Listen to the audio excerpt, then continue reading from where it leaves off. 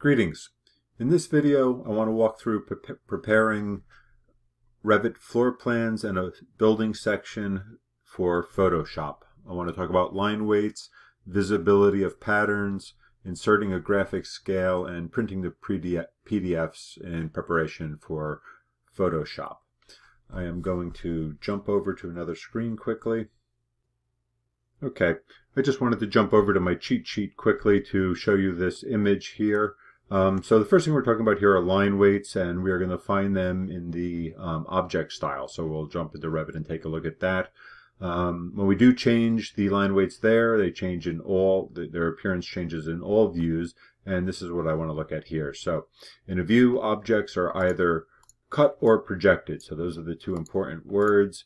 In the image below, the dark red dashed line represents the cutting plane. So when we're looking at a floor plan, we're looking down into that floor plan, we're actually cutting through the walls at some point to do that. Typically, it's about 4 feet above the ground, and that makes sense. We get through doors, we get through most windows.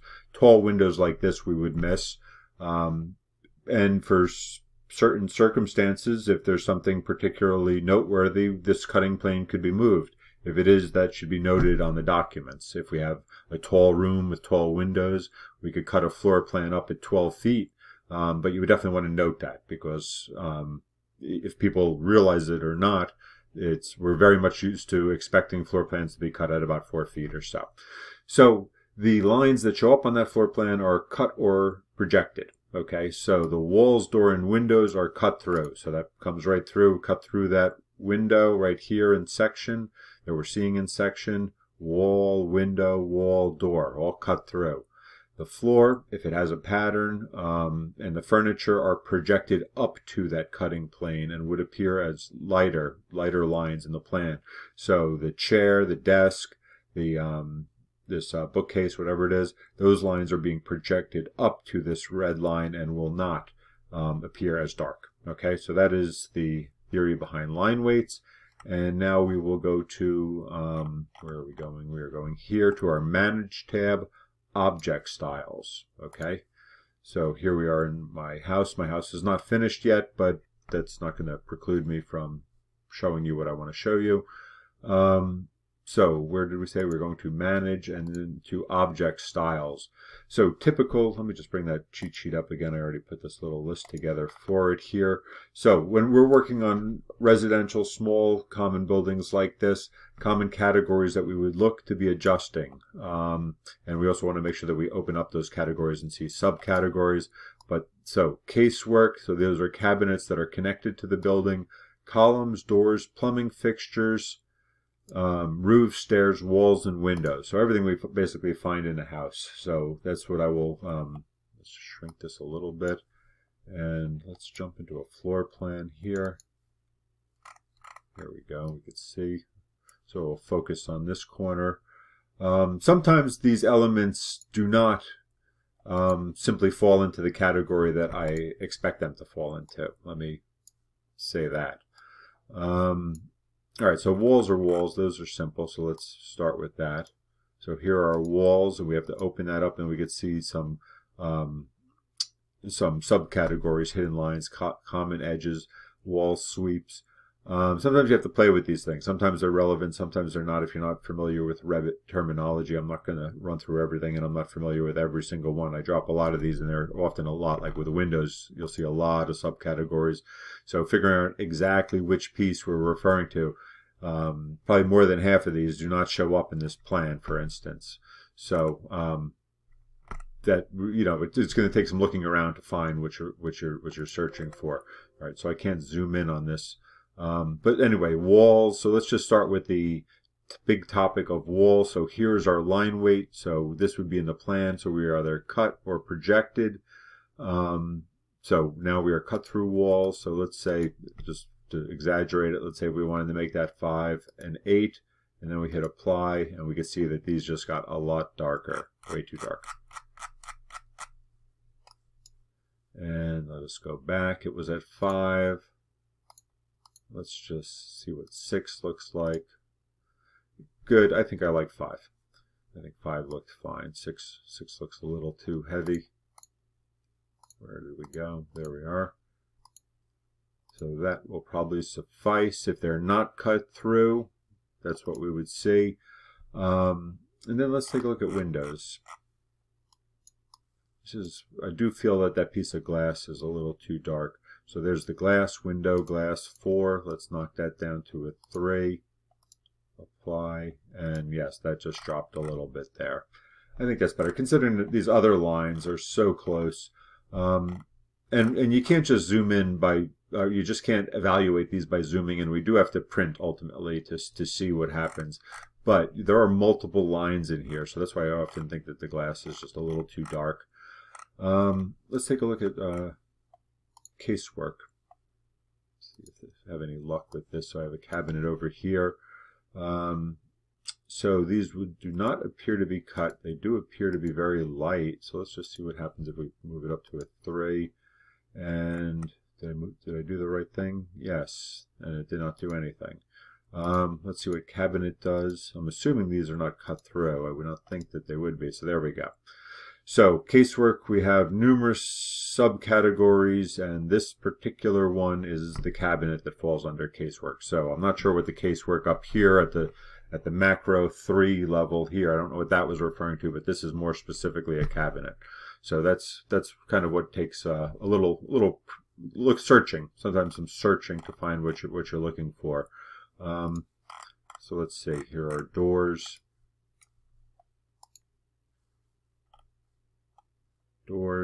And we are cut, so I would expect this would increase, and not too shockingly it did not. So let's expand. So elevation and the swing, I would expect the swing to be the quarter round. Let's just take a look. I could be wrong about these, but let's move that up. Apply. Not happening. Frames and mullions we don't have. Glass we don't have. Panel. Cut is at 3.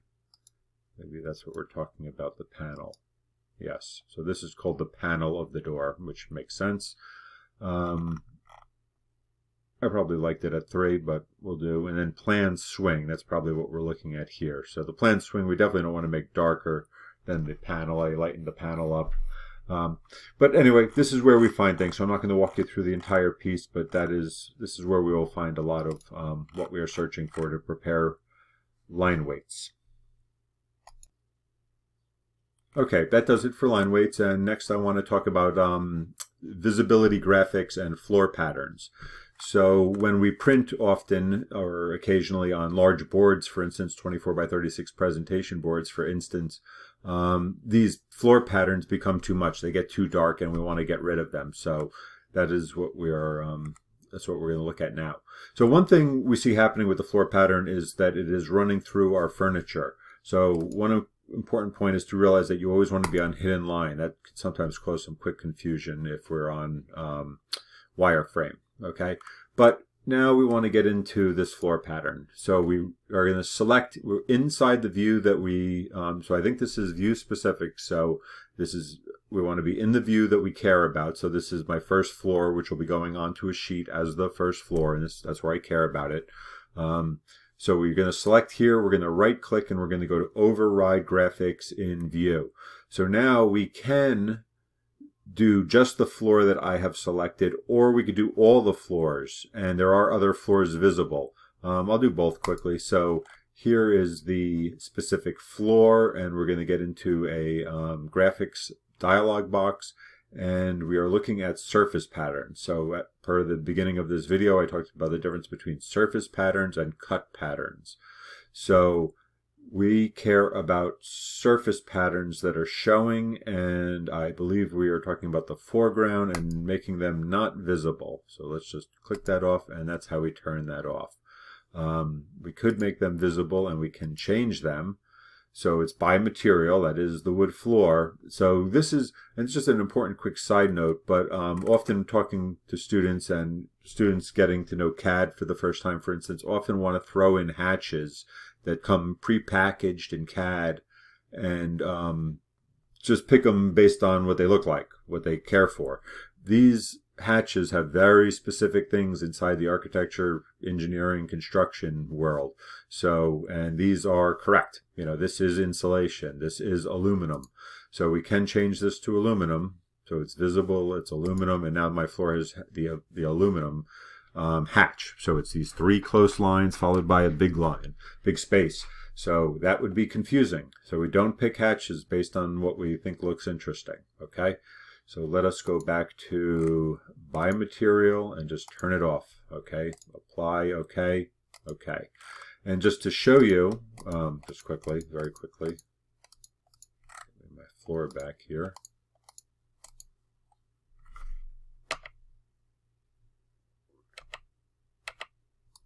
My floor, right click, override by category. So this is the same way when we come down here and we turn off certain categories. Like I'm going to turn off these, you know, what I call the elevation cameras. I want to turn off these section marks.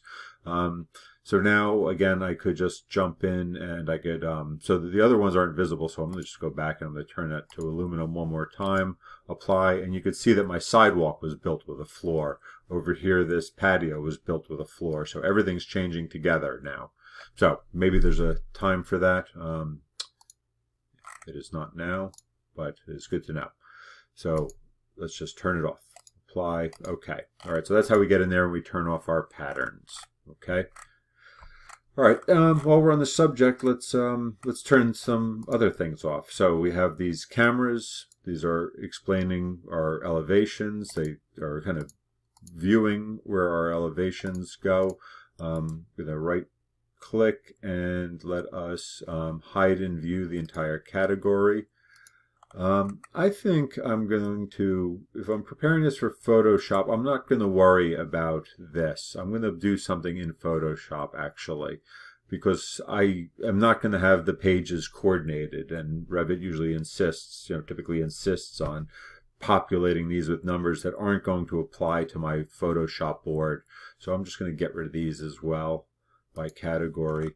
I'm doing floor plans, so I'm going to get rid of the, and this I'm going to hide the element because I'm probably hide a whole bunch of other floors if I do that. So this is really all I want for my first floor. I fine-tuned my line weights and I got my patterns off, and otherwise we look okay. Unfinished, but okay. Hide and view, our category. Hide and view. And here, let's get to our floor. Override by element. Make not visible. Good. Okay, and then let's take a look at a section. So we have two. That doesn't matter. Let's pick this. Well, does it matter? Let's say. So let's look. Yeah, let's go with building section number 1. I'm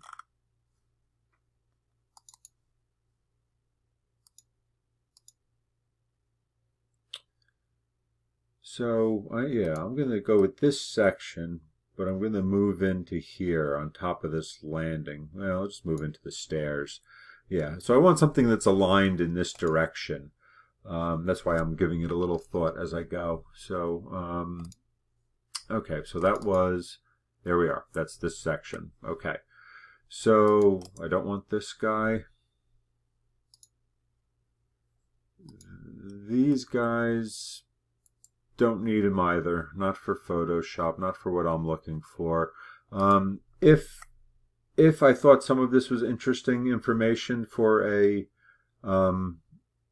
presentation board, I might end up leaving grade first floor, second floor, and I would turn all this roof stuff off. That was really all there just for me to construct this thing. So, but I'm going with a basic, you know, just presentation, nothing technical. So I really don't want this stuff. In general, I would err on the side of it not being there.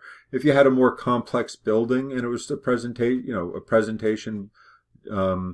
know, just kind of going for a good-looking presentation without too much technical information. But again, if it's a complicated building with some heights or varying loft heights, perhaps, then that could help explain it. But for simple residence, 1, 2 floors, don't need all that clutter in there. So, the doors, the stairs, if I get people in there, the scale will be clear enough. So I don't need all this extra stuff. All right, so let us, yeah, I think I could keep most of this. So let's see what happens if I hide this element. So, it's strange. It's like my building pad or something, hide in view. Yeah, that must have been my building pad. All right, so now it looks a little peculiar without that. I think we're going to back up and just keep some of that. So we'll just crop this down. I don't need the sidewalk.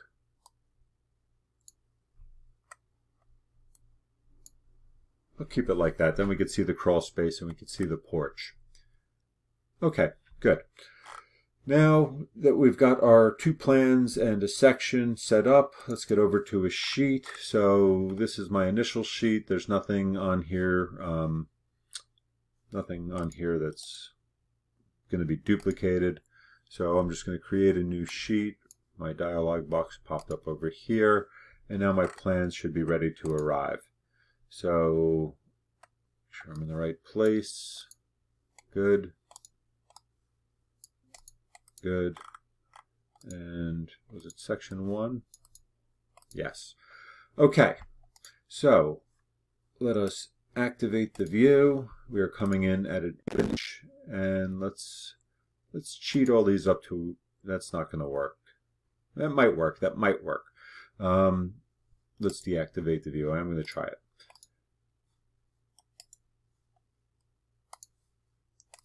Might prove to be a little too big, but let's take a look.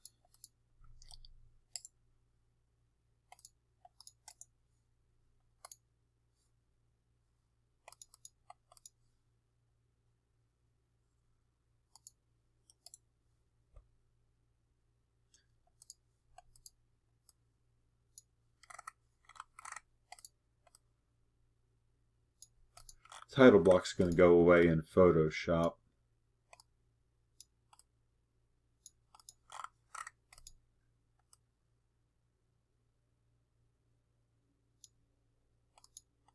So it's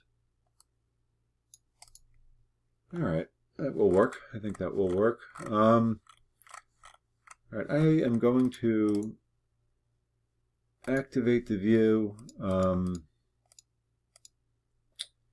I'm going to get rid of these in Photoshop. I'm not going to worry about it here.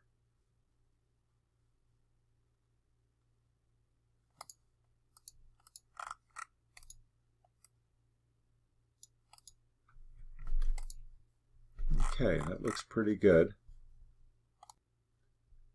Okay, and now so as you could see, get a sense that what I'm aiming for here is getting these nicely aligned. So first floor, second floor, and actually these could probably get switched around. If I put the second floor on top of the first floor, that would make more sense. Okay, and there's some guides, some quote-unquote smart guides that are seemingly snapping these things, and we'll take a look. So let us go to View, Guide Grid, and create new. Okay, that's fine. So now we have a grid to look at. So let us zoom in and let's move this. So this is roof. These 2 walls belong to the roof. This is my floor. So I'm going to pick this up and move this line right here to the grid. Not very high tech, but that's what's going to happen. And I could see one line moving, not the wall line, but I'm just going to have to use that to kind of judge the distance. So I want to move that little bit, a 1/4 inch.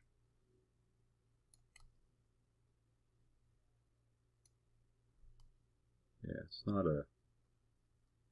Not really a science. All right, so that's good. Outside of my line is on the grid line. So now I want to travel this distance right here. So when I pick this thing up and start moving it, it's that other black line that I'm looking at now, and I'm moving it that same distance. So again, not really a high-tech operation, but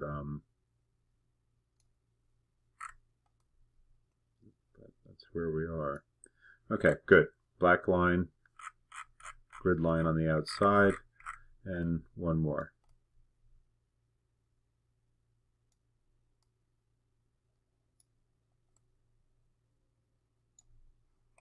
Back a little bit. There we go. So my arrow keys, yes, they work. Good. So arrow keys would help that. All right, good. Let's just bring it up with my arrow keys then.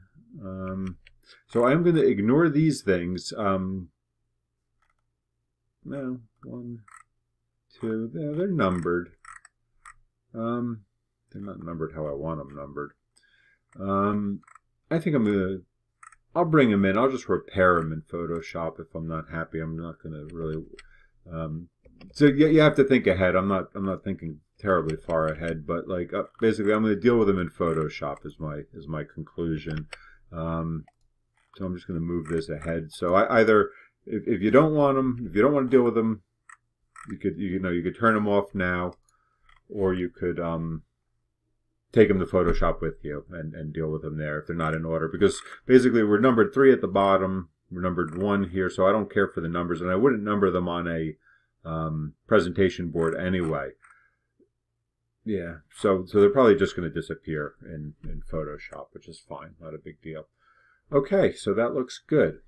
So now I think we are ready to print. Okay, and now let's just add a graphic scale.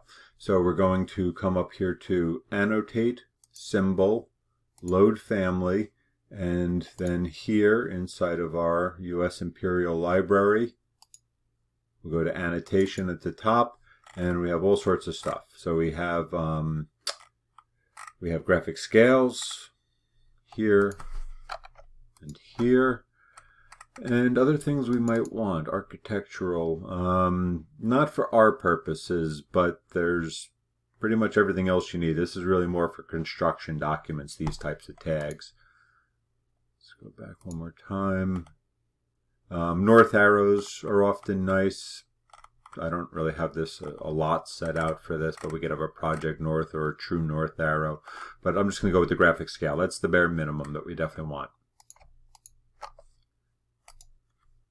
And here comes the graphic scale. And if my doors are 3 feet approximately, at least the outside door, the inside door is probably 32 inches. That looks like it's a good size.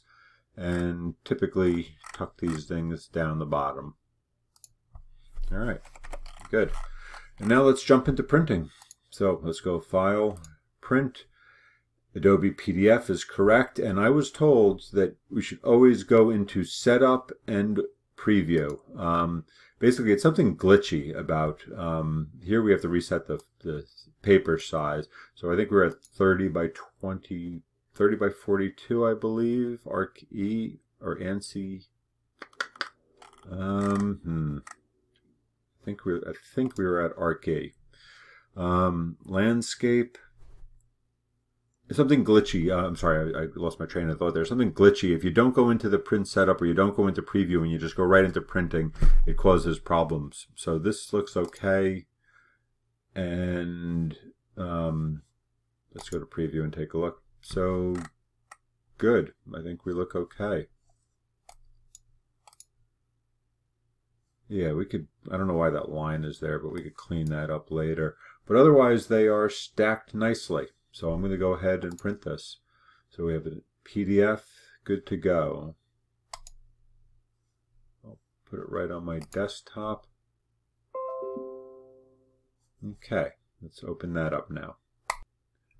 Okay, now I'm here in Photoshop, ready to open it up. Let's go to our desktop where we dropped it.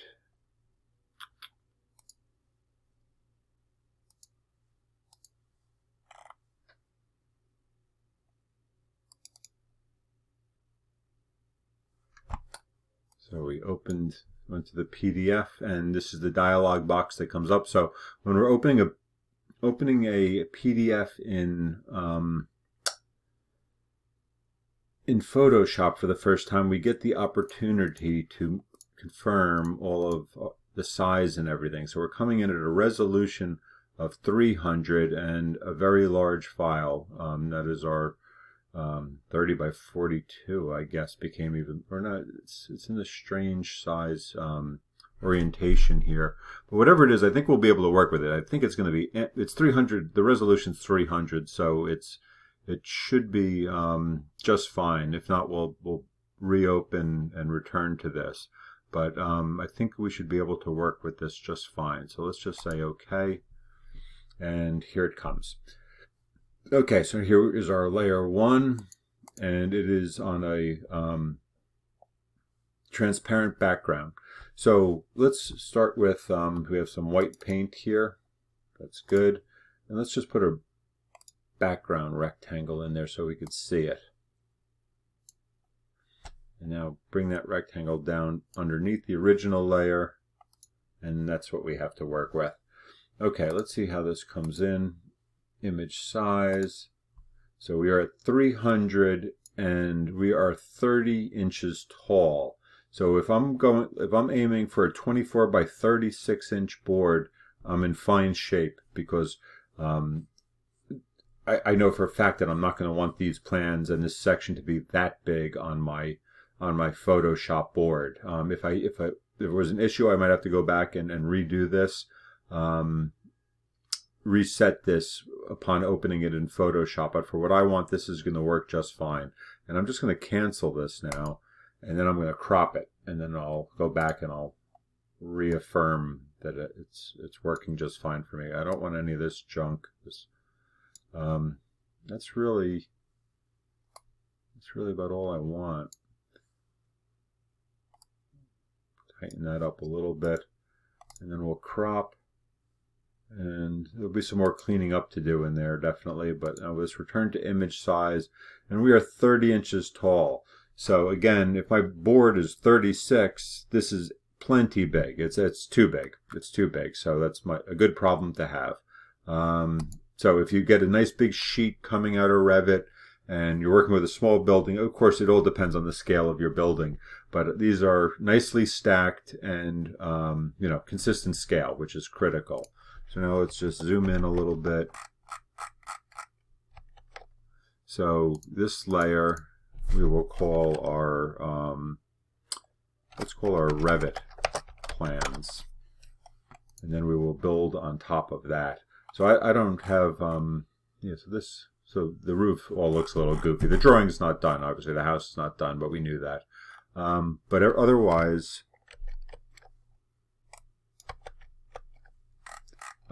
it's looking good. It's looking good. So from there, I just quickly, there's a whole other video I made on doing Photoshop floors. But suffice to say, we create new layers. So this could be my wall hatch layer. And then I come to my Revit plan. I get my magic wand, so I have to be on the plan. And I click, and it is selected. So we call those the marching ants, and they're marching all the way around there. So from the Revit plan, I selected that. Shift to add to the selection. And I could select all these other walls. And now, very important, I move over to this layer. And I'm just going to go, I'm going to go for black, complete black. So that's why I move that color to the foreground. And I need my paint bucket, which I believe is that hidden underneath my gradient tool for I don't know what reason. And let's see. There we go. So Control D to get rid of the selection. So now my wall hatch lives elsewhere. And if I wanted to quickly change that, I could just change that and just reselect and change the color very easily. So it's its own isolated thing. So that's how we go, and then just Control 0. That is how we will move from Revit into Photoshop. Okay, great. Thank you, and good luck.